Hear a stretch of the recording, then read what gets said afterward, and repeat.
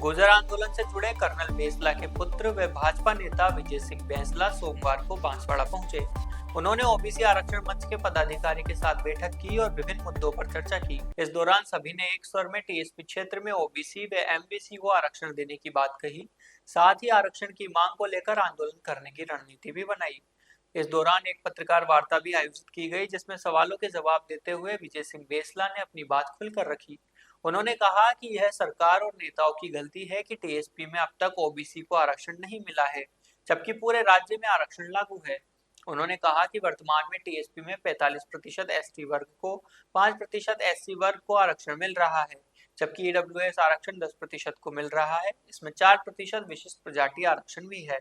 उन्होंने ओबीसी के लिए 4% आरक्षण की मांग की। आइए आपको भी सुनवाते हैं पत्रकार वार्ता में उन्होंने क्या कहा। सबसे पहले आप सबको गणतंत्र दिवस की ढेरों शुभकामनाएं। आज कॉन्स्टिट्यूशन वाला दिन है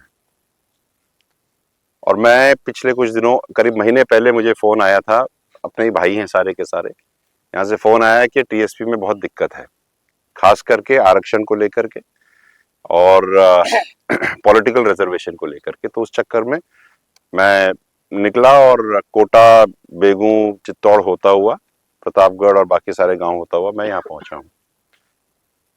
लोगों से मुलाकात हो रही है, गांव-गांव, ढाणी-ढाणी हम बात कर रहे हैं और जो चीजें सामने आ रही हैं दे आर वेरी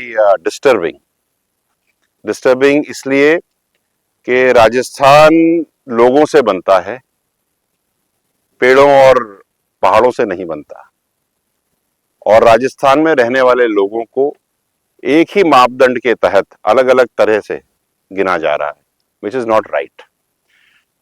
तो इन सब चीजों को लेकर के आज मीटिंग हुई है। पूरे ओबीसी और एमबीसी समाजों के जितने भी पुरोधा हैं, लीडर्स हैं, अध्यक्ष हैं, आज सारे आए हुए हैं और उन सब से डिस्कशन चल रहा है कि इस दुविधा का क्या निवारण हो सकता है और हम इसको आगे लेकर के और क्या कर सकते हैं। क्या सबसे बड़ी समस्या क्या सामने आई है? दो समस्याएं हैं साहब। पहली बात जनरेशनल समस्या है।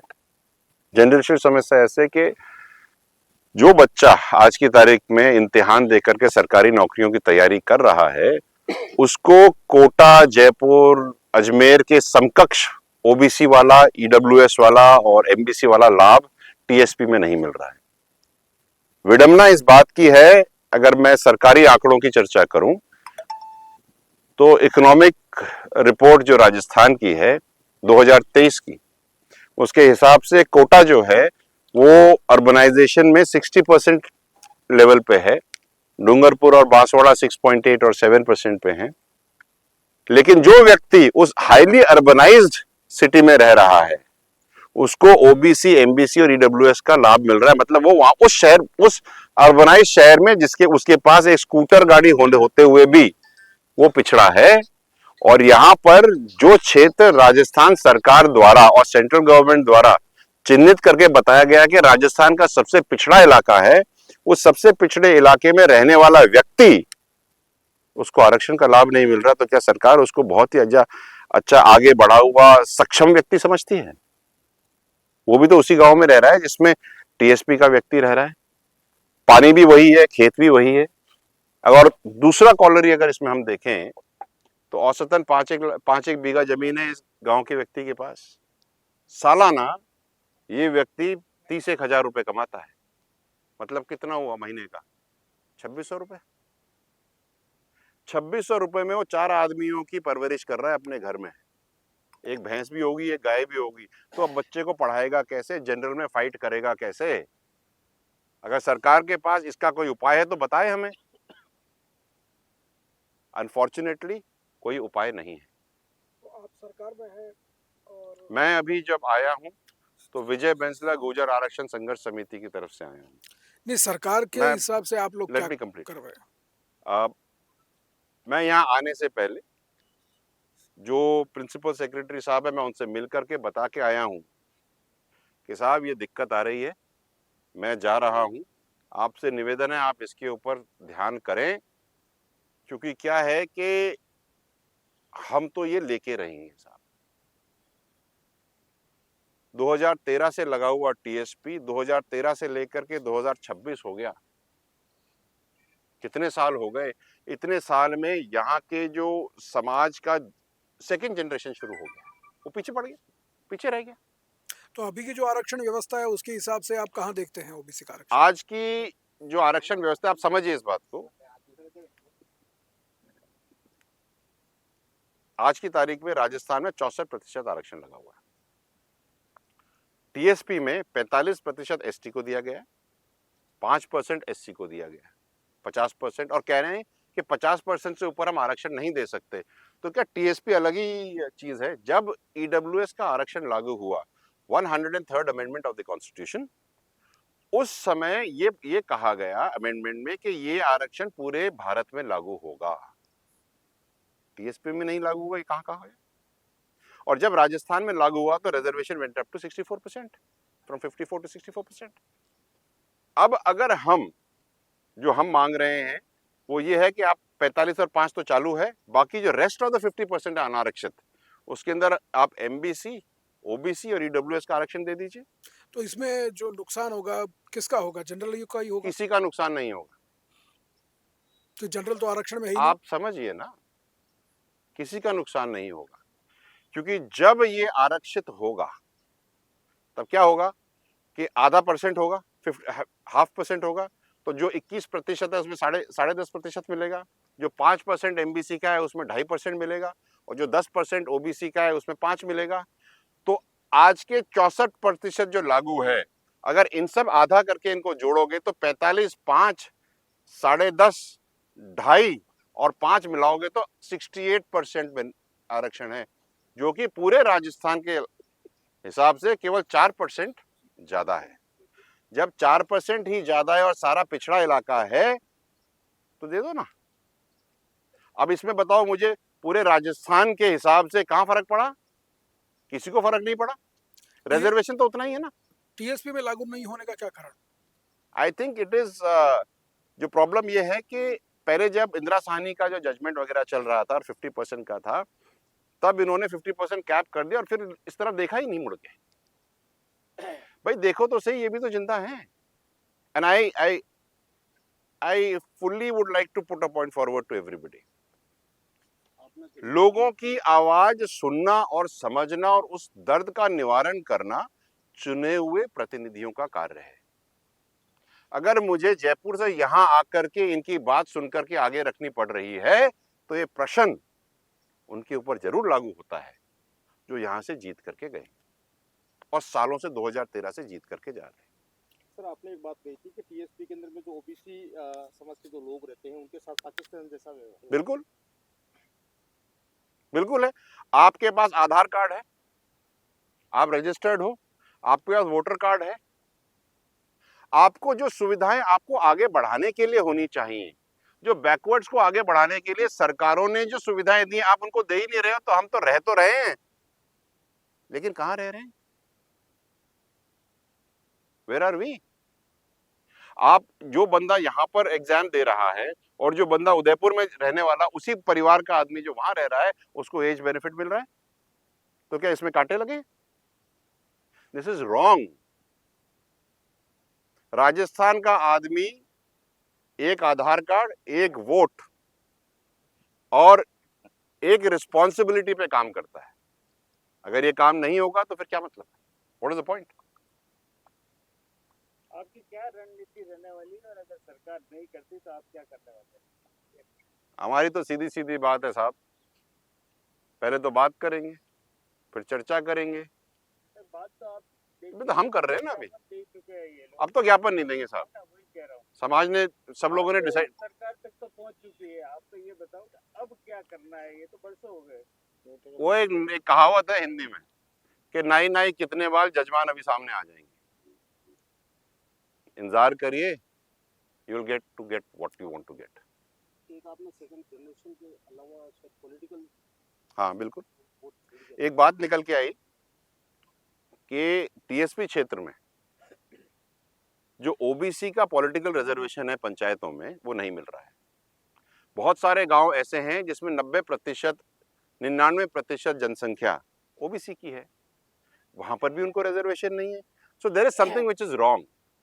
अभी मैंने थोड़े घंटा पहले ओबीसी कमीशन के चेयरमैन साहब से बात करी थी, निवेदन किया था कि साहब इसको करो। उन्होंने कहा हमने भेज दिया है, जब होगा तब होगा। अगर समय से पहले नहीं होगा पंचायती राज चुनाव से, तो ये तो पीछे रह जाएंगे 5 साल और। फिर हम 5 साल बाद देखेंगे कि क्या होने वाला है। भूख अभी लग रही है, खाना अभी चाहिए, ये लोगों की मंशा है और मैं आई सेकंड दैट। माननीय मुख्यमंत्री जी बहुत संवेदनशील व्यक्ति हैं, वो हर चीज को समझते हैं, रूरल बैकग्राउंड से आते हैं। हर बार वो एक ही बात कहते हैं, यही समय है, सही समय है। तो मैं भी आप सबको यही कह रहा हूँ, तो अभी यही मार्च समय है, अप्रैल में सही तो समय। चुनाव आ रहे हैं, मार्च अप्रैल में तो पंचायती राज चुनाव आ रहे बिल्कुल, हैं, तो उससे पहले क्या ये पूरी हो जाएगी डिमांड ऐसी आपकी? हो क्या जानी तैयारी? चाहिए, अन्यथा कुछ ना कुछ तो निर्णय लेगा समाज। वोट का अभी तो बहिष्कार कर ओबीसी देंगे आयोग का हम, रिपोर्ट ये करेंगे। आएंगे। भाई ओबीसी आयोग का रिपोर्ट आए नहीं आए वो आप हमारी जिम्मेदारी नहीं है, हमें तो चाहिए। अब कैसे सरकार को करना है, that is up to them. तो क्या मतदान का बहिष्कार होगा? यस, करेंगे बहिष्कार, पूरे उदयपुर डिवीजन में बहिष्कार करेंगे, पूरा बहिष्कार करेंगे, पूरे ओबीसी एमबीसी सभी लोग। तो आज संविधान के दिन बैठे हैं, लोकतंत्र का अपमान नहीं होगा ये? नहीं, क्या कहें? ये संविधान दिवस ये विचार शोषण हो रहा है। जो बात चल रही है, ये विचार लोगों की पीड़ा है। संविधान का नहीं, आज संविधान दिवस है, इतना बड़ा दिवस है, पर्व है, और पर्व के दिन सब लोग बैठ करके अपनी पीड़ा व्यक्त कर रहे हैं। दर्द है, आपको दर्द नहीं दिख रहा, आपको संविधान दिवस दिख रहा है। संविधान मनाया ना, पूरे दिन मनाया, आपको पहले बताइए। आप मेरी बात समझिए, we are playing the fools game. The real game is people are pained. You need to find a solution for the pain, not to find a solution for your gain. That I think is important. It is a long haul, बहुत लंबी लड़ाई है। हमारे गांव में हमारे पिताजी कहा करते थे कि रात अंधेरी धाबो दूर को। तो लगेंगे इस पे, काम करेंगे, सब मिलके करेंगे। जो आप पूछ रहे थे क्या करने वाले हैं, तो हम सब मिल करके गांव-गांव जाएंगे, ढाणी-ढाणी जाएंगे, घर-घर जाएंगे, कमेटीज बनेंगी, मीटिंग्स होंगी, और मीटिंग्स के अंदर में जो सर्व समाज, जो पूरा समाज ओबीसी एमबीसी का निर्णय लेगा, गांव का आदमी, वो निर्णय एग्जीक्यूट होगा। मेरे और इनके कहने से नहीं होगा। वो आदमी जो बैठेगा वो कहेगा कि हमें कुछ नहीं करना, तो हम सब घर चले जाएंगे। और अगर वो कहता है कि हमें लड़ाई लड़नी है मरते दम तक, तो हम वो लड़ लेंगे। क्योंकि एक बात मैं बिल्कुल डंके की चोट पे आपको कहना चाहता हूँ, एमबीसी की लड़ाई, एमबीसी आरक्षण की लड़ाई हमने 20 साल से लड़ी है, अभी भी लड़ रहे हैं। हमने जब एमबीसी का 5% आरक्षण लागू करवाया था, तो वो पूरे राजस्थान के लिए लगवाया था। टीएसपी में लागू नहीं हुआ, ये बहुत शर्म की बात है। 74 लोगों की शहादत हुई है।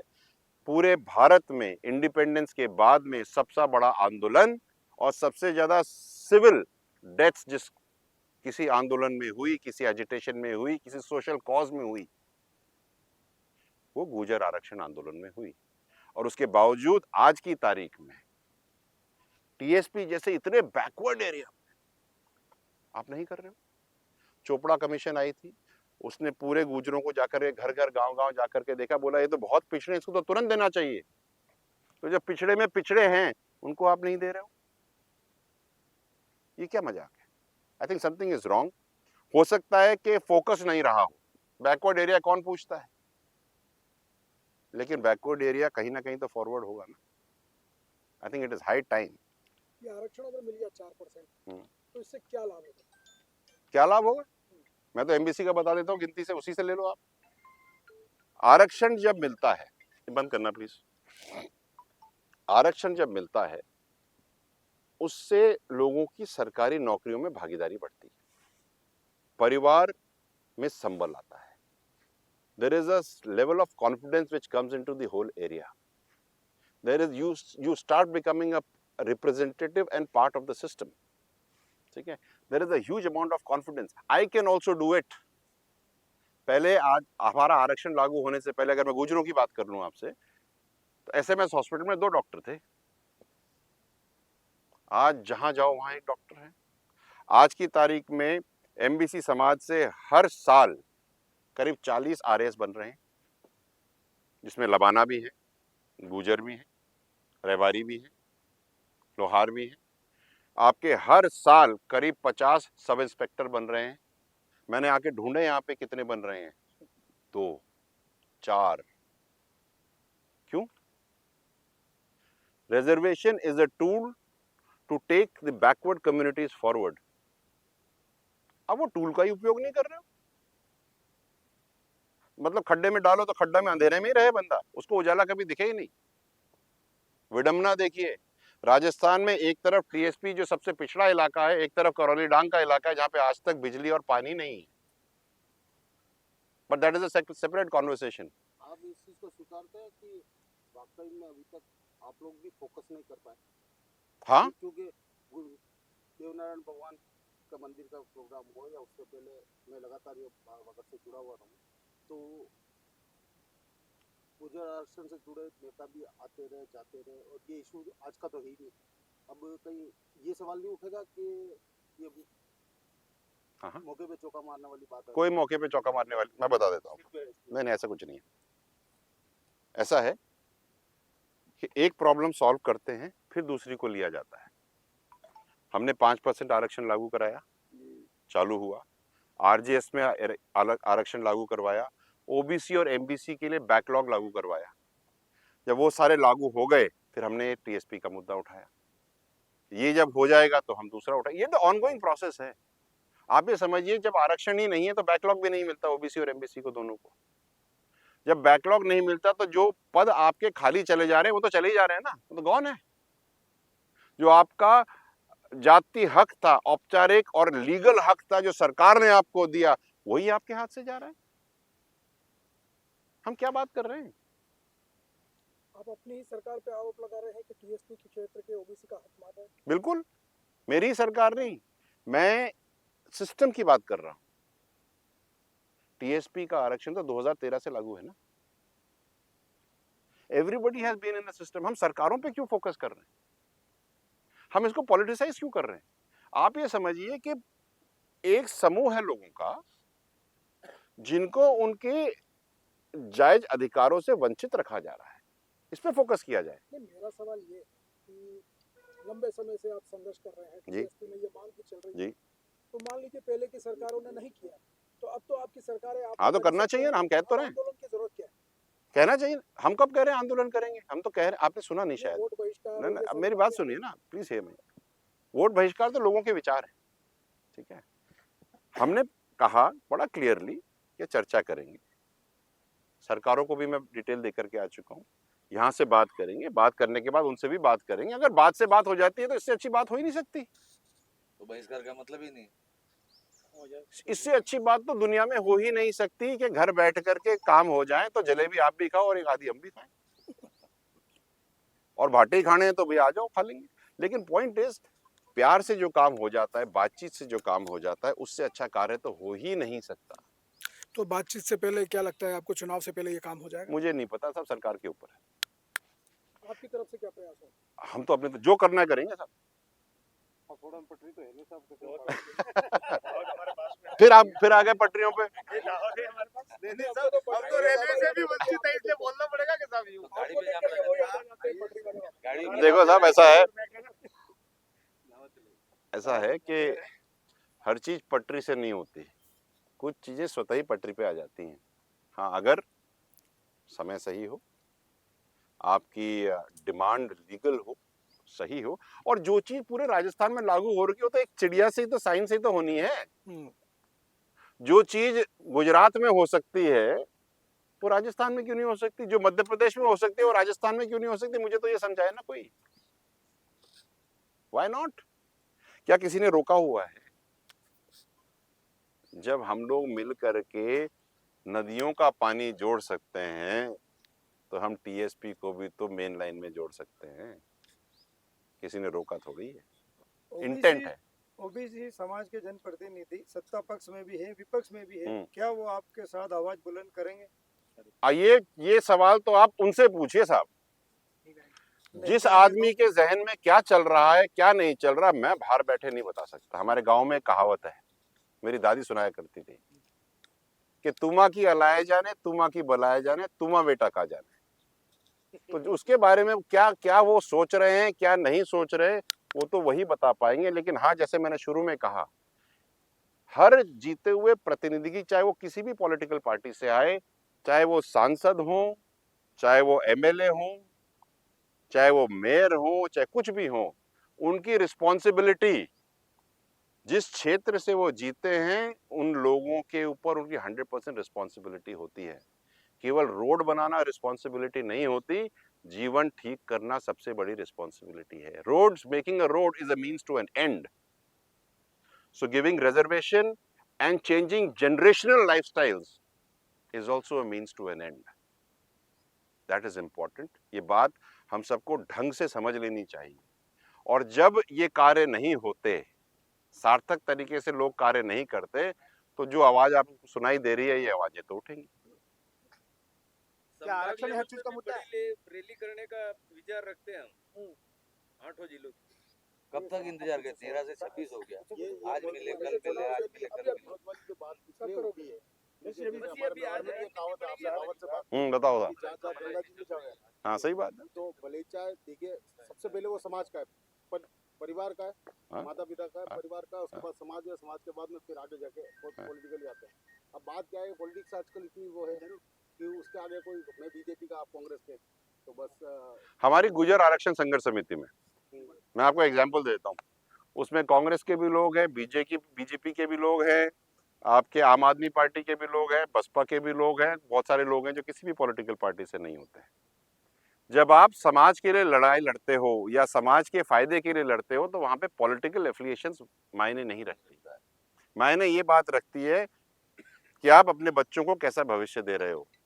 और आज की तारीख में अगर कोई व्यक्ति किसी भी पार्टी से हो, एमबीसी समाज का, जब अपने बच्चे का फॉर्म भरता है तो एमबीसी का खांचा टिक करता है। अब ये थोड़ी है कि अगर आज इस बार अमुक सरकार है किसी पार्टी की, तो उस पार्टी की सरकार में दूसरी पार्टी का आदमी उस फॉर्म को नहीं भरेगा। ये तो इलॉजिकल बात है ना। बात ये है कि हम सबके सब मिल करके समाज को कहाँ आगे लेके जा सकते। सारी समस्या का समाधान क्या खाली आरक्षण ही है? आज की तारीख में तो है, योग्यता भी है। हाँ, तो योग्यता है ना, हम कब मना कर रहे हैं, योग्यता रखो। लेकिन योग्यता के साथ साथ आप जो पिछड़े हुए हैं, जो उस योग्यता के मापदंड पे आ ही नहीं पा रहे, आपने कभी रेस दौड़ी है स्कूल में? 3 बार दौड़ी है ना। तो एक तो हो स्टार्टिंग पॉइंट से चालू, और एक आदमी 500 मीटर पीछे से दौड़े, जीतेगा कौन? पीछे वाला जीतेगा, आगे वाला जीतेगा? आगे वाला जीतेगा। बताओ। आगे वाला जीतेगा ना, इसीलिए आरक्षण चाहिए। ट्रैक पे इसीलिए 1 2 3 4 जो चलता है ना, हाँ, के हिसाब से आगे तिरछा तो चलता है, इसीलिए चलता है। योग्यता तो है ही है। हम तो, अगर आप ये कहो ना, तो योग्यता तो जरूरी है ही, क्योंकि जब आरक्षण की मेरिट बनती है ना, तो उसमें जो सबसे योग्य होता है वही आता है। काम नहीं कर रही है यहाँ, पता है तुझे। आपने जब योग्यता और सारी चीजें देखी, योग्यता तो इट इज ओवर और we are still doing it. बात करें, भले लबाना समाज से हो या भावना समाज से हो, मैं आपको एक चीज बताऊं, योग्यता हर जगह है। हाँ है। अब वो क्या अवसर जिसको मिल गया वो आगे बढ़ गया, नहीं मिला तो स्ट्रगल में चल गया। लेकिन यहाँ एक जो कंडीशनल चीज जो आती है, एरियावाद की बात करें, तो क्या क्षेत्रवाद इतना प्रभावी हो गया है कि नहीं, बाकी सब यूनिवर्सल चीजें खत्म हो गई? अच्छा, ये बंद है? बंद है तो मैं बात नहीं कर रहा।